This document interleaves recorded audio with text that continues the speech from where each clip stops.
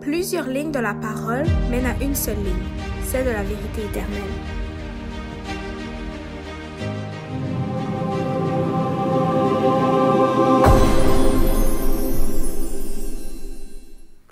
Donc, bonjour à tous et bienvenue à chacun d'entre vous à cette émission Allons à l'école Sabbat. Donc, aujourd'hui, nous allons parler du cœur et de ses fruits. Donc, dans Marc 7, de 1 à 23, donc le début du chapitre 7. Et donc, ce sera la leçon numéro 11 que nous allons parler aujourd'hui. Une leçon qui est assez importante, qui va nous relater plusieurs sujets importants, plusieurs réflexions aussi qu'on devrait avoir sur le cœur de l'homme, sur vraiment comment avoir un bon cœur. Qu'est-ce que Jésus aussi voulu montrer par soit ce miracle ou soit ce qu'il aura à dire au travers de ces versets. Donc, pour réviser cette leçon, je vous invite à avoir votre guide de l'école du sabbat et votre Bible en main pour que nous puissions explorer et comprendre cette leçon de l'école du sabbat. Et je vous souhaite donc bonne écoute et surtout bonne leçon au travers de cette émission Allons à l'école du sabbat.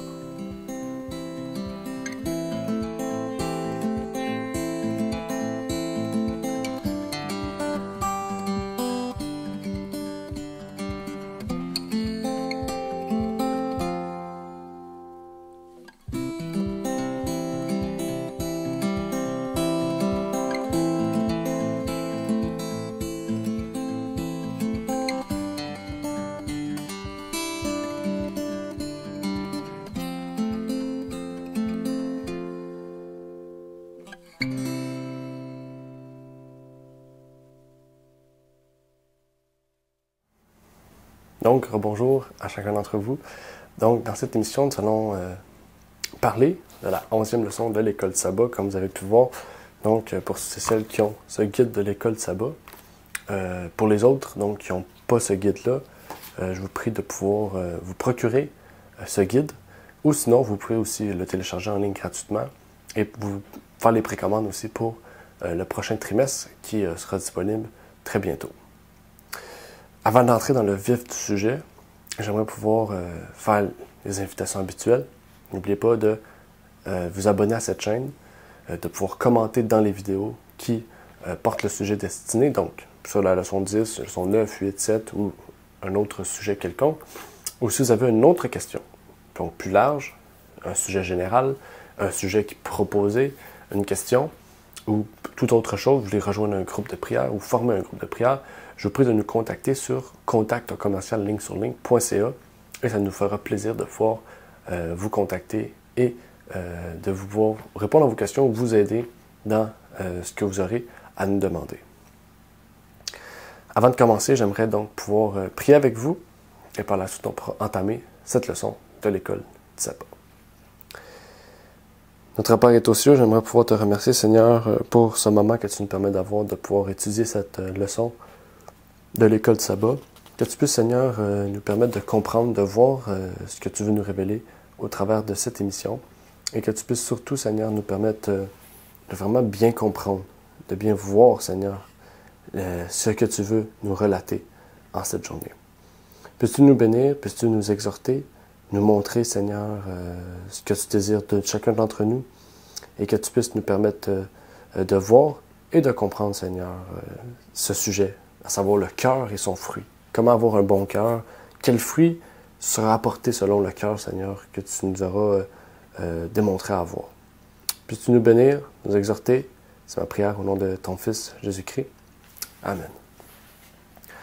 La première partie du chapitre, vous allez voir, Jésus va entrer en conflit avec les Juifs, les scribes et les pharisiens. Au début du chapitre 7, on va voir vraiment, bien sûr, le cœur, oui, son changement, les fruits qu'il porte, selon le choix de la personne, du cœur qu'il aura choisi. Mais en débutant la leçon, on nous met dans le contexte, on peut dire historique. Jésus nous montre ici qu'il allait prendre un repas avec ses disciples. À travers ce repas-là, des scribes et des pharisiens viennent s'asseoir pour manger. Donc, bien sûr, si vous lisez ou si vous avez lu le livre Jésus-Christ, vous allez voir davantage les raisons, davantage d'approfondissement sur le sujet qui sont très importants pour tous ceux et celles donc, qui veulent comprendre et approfondir ces sujets dans la Bible. Donc déjà, pour commencer, on voit ici que Jésus allait prendre un repas avec ses disciples. Puis à ce moment-là, les pharisiens et les scribes arrivent. Bien sûr, les pharisiens et les scribes sont plus souvent présents pour semer le trouble ou essayer de faire en sorte de trouver une raison pour arrêter Jésus que vraiment pour le respect qu'ils portent envers Jésus. À ce moment-là, les Juifs voient quelque chose qui les choque. Ils voient quelque chose qui brise leur tradition. Premièrement, ils voient que les disciples ne se sont pas lavé les mains avant de manger. Donc pour eux, ils arrivent, c'est comme si ils sont allés travailler dehors, ils rentrent, ils mangent sans se laver les mains. Donc pour les Juifs, c'est quelque chose de très grave. Pour la raison principale que dans leur tradition, ils avaient les ablutions cérémonielles.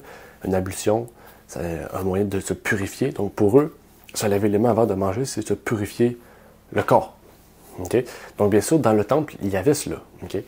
Quand il y avait un sacrifice, avant d'entrer dans le lieu saint, il y avait une ablution qu'on devait être faite. Okay?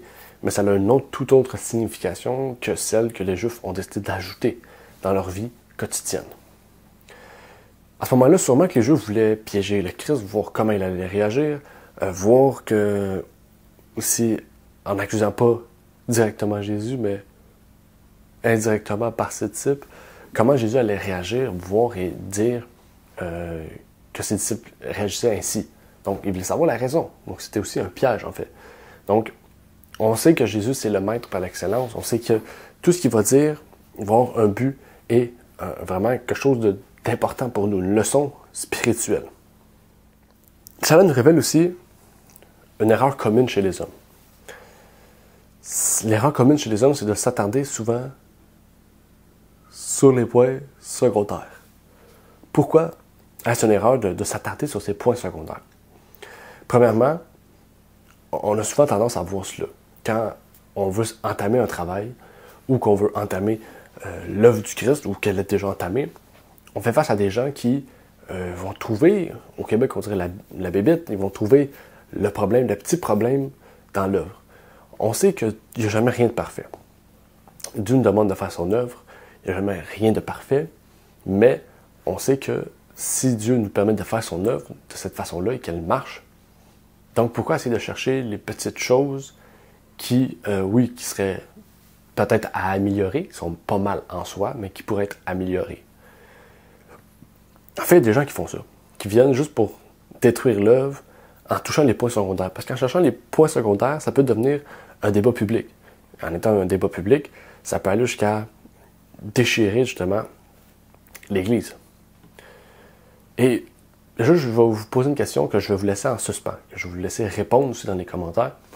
Comment on doit réagir face à des personnes justement qui viennent cibler des points secondaires de foi ou de biblique quelconque et qui justement essaient de détruire l'œuvre comme les Juifs l'ont fait ici en s'attardant sur la tradition de se laver les mains avant de manger. Comment on doit réagir face à ces personnes-là?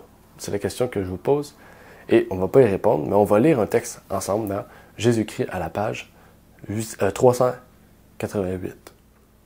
Ce texte nous dit comme suit: « Chaque fois que le message de la vérité produit une profonde impression sur les hommes, Satan emploie ses instruments à créer une dispute sur quelques questions d'importance secondaire. Il s'efforce ainsi de détourner l'attention de ce qui est capital. Dès qu'une bonne œuvre est commencée, il y a des ergoteurs prêts à engager une dispute sur des questions de forme ou de détails techniques afin de détourner les esprits des réalités vivantes. » Exactement. Lorsqu'on voit Dieu sur le point d'agir, d'une manière particulière en faveur des siens, on ne doit pas se laisser entraîner dans des controverses ne pouvant avoir d'autre effet que la ruine des hommes.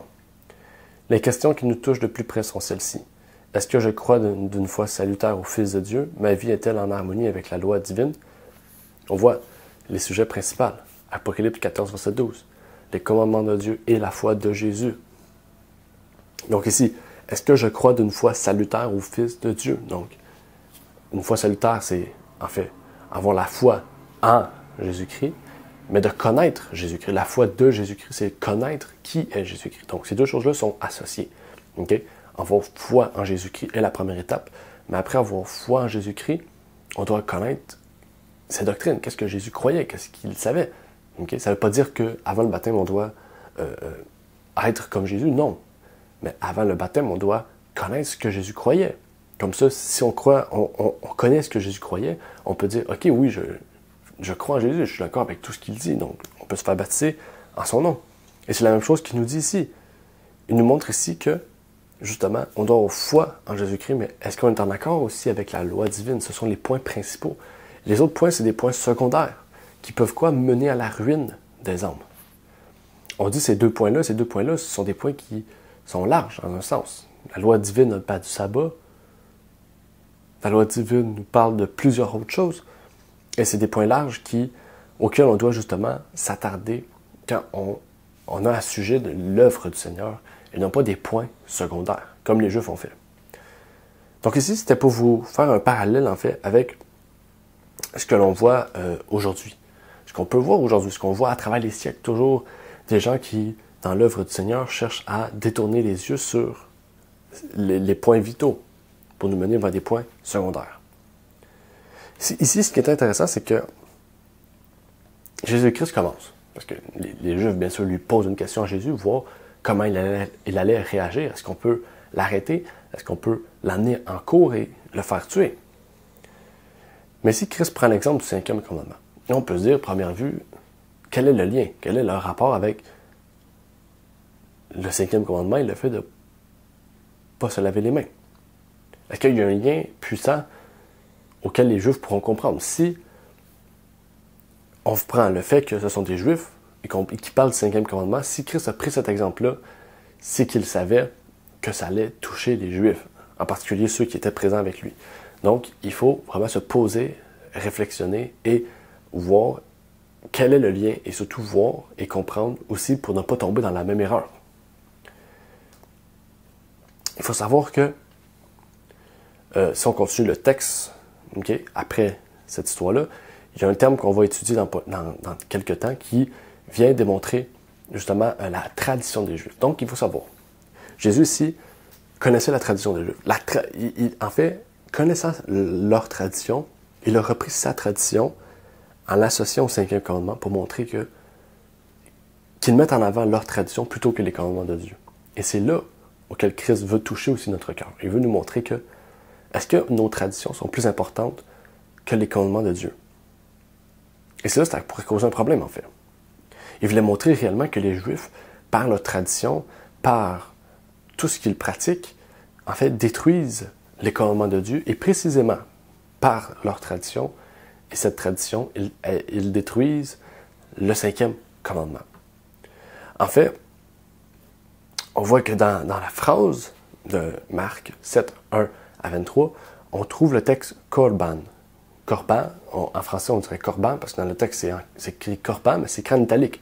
C'est donc un mot grec, Korban, qui a une implication importante dans ce que Jésus a dit et qui un mot utilisé dans la tradition juive. Et on va lire un texte de la servante du Seigneur pour nous montrer qu'est-ce qu'il en est. Elle nous dit « Un fils ingrat n'avait qu'à prononcer le mot Korban, voua ainsi à Dieu tout ce qu'il possédait pour avoir le droit d'en jouir aussi longtemps qu'il vivait. À sa mort seulement, ce qui restait était affecté au service du temple. On pouvait ainsi, pendant sa vie jusqu'à la mort, négliger d'honorer ses parents et les priver de nécessaire sous l'apparence d'une prétendue dévotion. » Qu'est-ce qu'on comprend ici? C'est que les Juifs sont allés dans un point secondaire. Jésus s'est dit, plutôt que d'aller dans ce point secondaire, on va aller dans le point primaire, dans la source primaire de l'erreur, à savoir la tradition.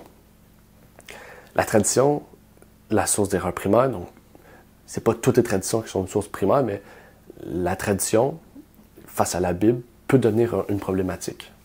Et chez les Juifs, c'était une problématique en général dans toutes leurs traditions, qui poussait leur tradition à quoi? À négliger ce que la Bible dit. Et ici, c'est ça que Jésus voulait relever. Il voulait relever plus loin que le fait de seulement de se laver les mains. Il voulait relever le fait général des traditions. Et il montre ici que, en fait, les Juifs, en prononçant le mot Korban, comme on le voit dans le texte de Marc, ils se disaient en fait que c'est comme s'ils se dédiaient au temple. Okay? Donc, ça veut dire qu'en prononçant le mot Korban, en fait, quand ils allaient mourir, leur héritage n'allait plus à leurs parents, mais au temple. Okay? Donc, le mot Korban était prononcé un peu en perdant ce sens, en fait. Aussitôt que les personnes ne voulaient plus prendre soin de leurs parents, aussitôt que les personnes voulaient suivre les traditions à la lettre, tout en négligeant le reste du travail, le reste des personnes aussi de la famille, etc. Et ils disaient ce mot, et ce mot avait une puissance qui leur permettait en fait de se concentrer sur l'œuvre de Dieu, même si c'était pas vrai en fait. Donc en fait, ils ont créé une tradition à partir d'un mot, et ils en ont fait une source tellement forte qu'il détruit le 5e commandement. Et c'est ça que Jésus voulait relever, la source du problème.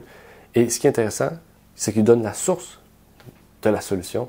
Et la source de la solution, c'est le titre de la leçon. C'est ça qui est important à tirer. On voit ce qui n'est pas bon, et là, il faut relever ce qui est bon dans ce que Jésus nous a dit ici à travers donc, cette partie de chapitre. Puis Christ dit, il dit ici, ce n'est pas ce qui vient de l'extérieur qui souille, mais c'est ce qui vient de l'intérieur. Plus loin, il dit que tout ce qui vient dans le ventre devient pur. Ici, les protestants ont utilisé ce texte. Okay? Bien sûr, sûrement, plusieurs personnes, quand ils ont lu ou fait l'étude, ils ont vu ce texte. Et plusieurs protestants utilisent ce texte pour dire, voilà, mais bien, c'est pas ce qui vient de l'extérieur qui nous souille. Donc, on peut manger n'importe quoi, boire n'importe quoi, et quand il va dans notre ventre, il devient pur. Est-ce que c'est logique? Si on suit la ligne directive de Jésus-Christ dans son explication, est-ce que c'est logique d'arriver avec cette conclusion-là pour ce point-là? Non. Pour deux choses. Premièrement, il dit que tout ce qui sort de l'homme est mal. Et par la suite, Christ cite des péchés. L'avarice, l'orgueil, l'adultère, etc. Donc, on comprend. Il dit, ce n'est pas tout ce qui rentre de notre corps qui souille, mais c'est tout ce qui sort. Donc, si tout ce qui sort est quelque chose de spirituel, un sens plus profond, okay, que seulement ce que l'on voit, ce que l'on perçoit, okay, pour vous dire, en fait, vous comprenez. C'est quelque chose vraiment, des choses non tangibles. Okay? L'orgueil n'est pas quelque chose de tangible. Okay? Donc, ça veut dire que tout ce qui rentre doit être pris dans le même sens que tout ce qui sort. Vous comprenez, dans un sens spirituel, non pas dans un sens physique. Pourtant, ici, les protestants citent ce texte-là pour dire que tout ce qui rentre, donc la bière, l'alcool, les viandes, etc., devient pur dans notre corps. Ça veut dire que tout ce qui sort est le problème. Ça veut dire que quand vous allez à la toilette, quand vous pleurez, quand vous vomissez, vos excréments, toutes ces choses-là sont impures. Et on dit cela parce que le sens premier est quoi? Est le fait que tout ce qui sort est impur et non pas tout ce qui rentre. Donc, ça veut dire que tout ce qui sort doit être mis dans le même sens que tout ce qui rentre, d'après ce qu'on lit des protestants.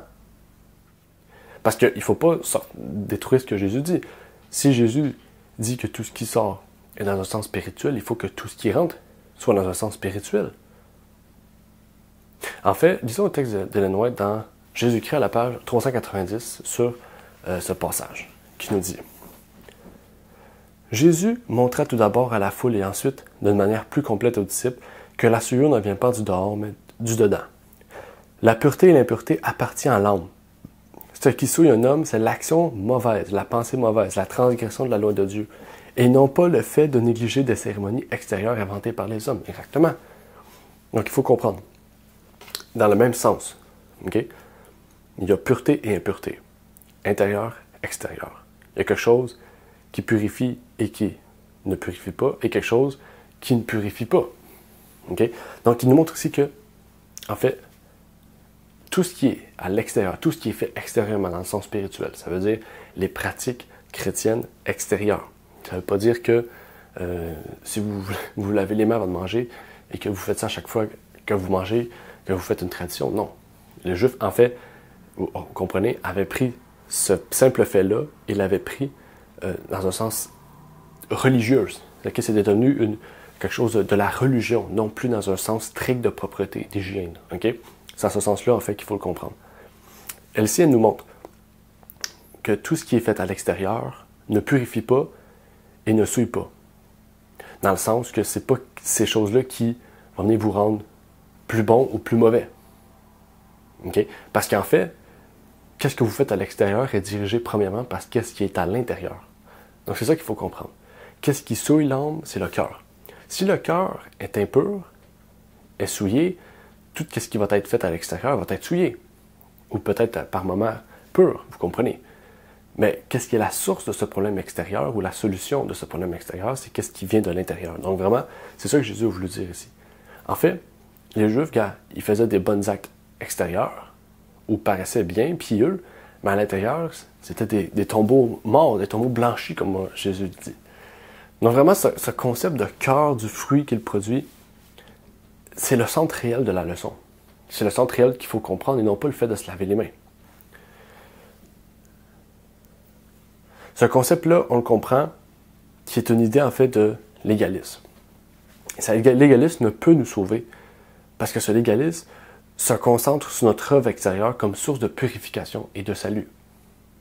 Christ nous dit que ce qui vient du cœur est ce qui fait que nous sommes justes ou injustes. Pour que notre cœur puisse changer, il nous faut subir un changement, par logique. Ce changement ne vient pas du cœur, mais vient d'ailleurs. Il vient de l'intérieur. Mais ce changement ne vient pas du cœur, dans le sens que la source de ce changement ne vient pas du cœur. Il faut savoir que la source de ce changement, c'est de la tête, de notre cerveau, de nos pensées. Si notre cœur est touché par l'Esprit de Dieu, l'Esprit de Dieu va nous dire « Changez votre pensée, changez votre façon de penser, changez votre conception, votre tête. » En fait, il faut savoir que, oui, la première étape, c'est que notre cœur peut être touché par la parole de Dieu et que par cette parole, notre cerveau puisse changer pour que notre cœur maintenant puisse produire des fruits dignes de la pureté, dignes de la sainteté. Ellen White nous dit Pour un bon équilibre mental et spirituel, au volume 2, page 693, un livre que je vous conseille bien, les pensées laissent leur empreinte sur l'âme et toute conversation de bon niveau pollue l'esprit. Tout mal travaille à la ruine de celui qui le commet. Dieu peut pardonner, et il pardonnera le pécheur qui se repent.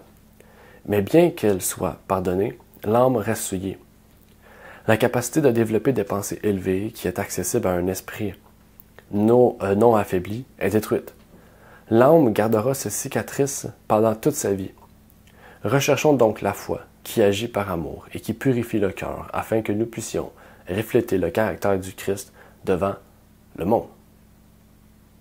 J'ai trouvé que c'était un bon passage et j'ai décidé de le mettre en parallèle avec Jacques 1, versets 14 et 15, qu'on a étudié au début de l'année, qui nous disait « Mais chacun est tenté quand il est attiré et amorcé par sa propre convoitise, et après que la convoitise a conçu, elle enfante le péché étant consommé engendre la mort. » On comprend. Tout ce qui vient du cœur est quoi? Vient de la tête. La convoitise vient de la pensée. La pensée est la source première de tout péché ou de toute pureté. Okay? Donc, bien sûr, notre cœur est souillé ou peut-être pur, ou subit une transformation pour arriver à l'état de pureté, ou pour produire de bons fruits. Mais ces choses commencent par la pensée, par ce qu'on pense, par qu'est-ce qu'on voit, qu'est-ce qu'on écoute, qu'est-ce qu'on entend, qu'est-ce qu'on mange, peu importe tout ce qu'on fait. Toutes ces choses-là, en fait, ont un effet, une répercussion sur notre corps, sur notre spiritualité. Si nous croyons en Christ, nous allons croire qu'il peut transformer non seulement notre vie, mais qu'il peut la permettre aussi de la rendre pure. Et c'est ça l'appel du jour au travers de cette leçon-là, en lien avec le cœur et sa pureté. Dieu nous invite aujourd'hui à faire en sorte que notre cœur soit transformé à l'image de Jésus, qu'il nous démontre par la plante, et qu'il veut nous abreuver de son esprit. Nous sommes comme une plante. Nous avons le choix d'être une plante souillée, une mauvaise herbe, ou une plante droite, digne de ce nom, qui produit des fruits. On va étudier bientôt ce figuier, c'est le trimestre prochain, et ce figuier, c'est un peu ça. Ce figuier ne produisait pas de fruits, qu'est-ce que Jésus a fait? Il l'a condamné, il l'a damné. Ce figuier est mort. Et ça, on va y revenir le trimestre prochain, bien sûr. Donc, avant de terminer, j'aimerais pouvoir prier avec vous et surtout vous dire que cette leçon-là nous montrait réellement comment doit être le cœur de l'homme. C'est des leçons que Dieu nous montre. Il nous montre comment doit être notre cœur. Et on a l'exemple de ces Juifs et justement de quoi aussi qu'il ne faut pas faire et quoi qu'il faut faire. Que Dieu puisse toucher notre cœur et prions. Notre Père qui est aux cieux, j'aimerais te remercier, Seigneur, pour ce moment que tu nous permets d'avoir, de pouvoir étudier ta leçon, comprendre, voir et révéler, Seigneur, toutes ces choses que tu veux nous montrer. Puisses-tu nous bénir, nous exhorter, nous permettre de comprendre et de voir cette leçon, Seigneur. Et de surtout voir ce que tu veux nous révéler. Voir réellement l'importance de ces leçons, Seigneur. Du cœur, que tu puisses nous transformer notre cœur, nous rendre purs. Permettre que notre cœur, Seigneur, puisse réellement nous changer nos pensées, mais qui puisse aussi affecter les autres, Seigneur. Comme tu le sais, nous avons une répercussion sur les autres et que tu puisses permettre que cette répercussion puisse être positive, Seigneur, pour les autres. Je te prie donc de vraiment nous bénir tous ceux et celles qui ont fait ces leçons, qui vont la faire, et faire en sorte, Seigneur, que vraiment plus de gens puissent être touchés par ce trimestre et tous les autres trimestres, Seigneur, par ces leçons de l'école du sabbat. C'est ma prière, et je t'en prie pour toutes ces choses au nom de ton Fils Jésus-Christ. Amen. Merci d'avoir écouté cette vidéo. Pour plus de contenu, abonnez-vous sur notre site Internet. Il est également possible pour vous de nous suivre sur notre page Facebook et de nous contacter par email.